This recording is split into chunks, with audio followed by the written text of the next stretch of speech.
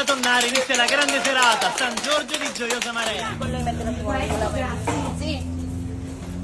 Però non ci vuole un i panini. Vedi che... Festa della Tonnara a San Giorgio di Gioiosa Marea, buonasera. Buonasera. Buonasera, allora abbiamo qui il protagonista di questo evento. Il tonno. Il tonno. Parliamo di questi panini, di quanto sono buoni e nutrienti. Buonissime.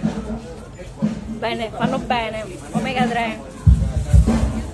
Vicini Bella Sicilia, Festa della Tonnara, 10ª edizione. Guardate cosa si gusterà tra poco. Le meraviglie del mare di Sicilia, con il pomodoro siciliano.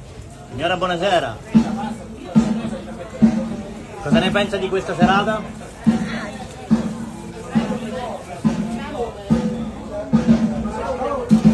Signora, buonasera anche a lei. Come sta andando? Bene, benissimo. C'è tanta carica, tanta voglia di far gustare queste bontà. Certamente, sicuramente. Una serata bellissima all'insegna del buon cibo, della buona musica e speriamo che i presenti si possano divertire e che possiate venire in sala. Questo tonno, come è stato preparato? Parliamo un po' della preparazione. Il tonno ha un processo particolare, nel senso che prima c'è una lavorazione, tanto che la particolarità del taglio con cui viene fatto. Poi c'è la bollitura per mantenerlo pronto sia per la pasta che per i panini. Poi i panini vengono farciti con o tonno e pomodoro, o solo tonno, o tonno e cipolla caramellata, ce n'è per tutti i gusti. E pronti per essere gustati? Allora un applauso, lo facciamo, tutto lo staff pronto per cogliere al meglio tutte le persone che verranno. Cosa auguriamo a tutti coloro che verranno per la 10ª edizione della Festa della Tonnara? Che cosa auguriamo?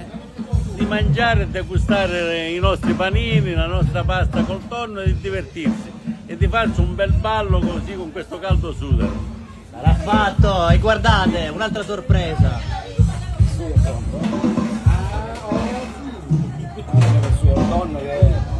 Sugo col tonno. Parliamo allora di questo. Doc, dai. Cerchiamo di dare il meglio per questa gente che lo meritano, veramente. Come è stato preparato questo sugo? No. Come è stato preparato questo sugo? Ok, mi rivolgo allora a colei con la quale ho iniziato il video.